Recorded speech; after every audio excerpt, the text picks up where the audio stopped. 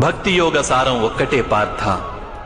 మనిషి పరమాత్మకు తన జీవితాన్ని అర్పణ చేసి పరమాత్మను భక్తితో కొలుస్తుండాలి.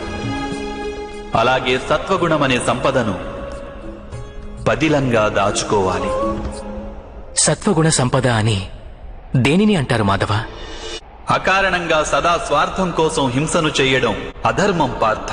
వాస్తవానికి అహింసయే పరమధర్మము. అహింసతో పాటు సత్యం, క్రోధం వహించకుండడం, త్యాగం, మనశ్శాంతి, నిందించకుండడం, దయాభావం, సుఖానికి ఆకర్షితుడు కాకుండడం, అకారణంగా ఏ కార్యము చేయకుండడం, తేజం, క్షమ, ధైర్యం, శరీర శుభ్రత, ధర్మానికి ద్రోహం చేయకుండడం, అహంకారం లేకుండా ఉండడం, ఈ గుణాలన్నింటినీ సత్వగుణ సంపద లేక దైవీక సంపదలని అంటారు. వీటి వలననే మనిషి పరమాత్మను అంటే నన్ను భక్తితో కొలుస్తాడు.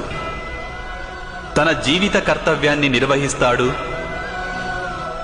ధర్మ సంస్థాపన చేయగలడు, అలాగే కర్మఫలానికై ఆశను త్యాగం చేసి జీవిస్తాడు.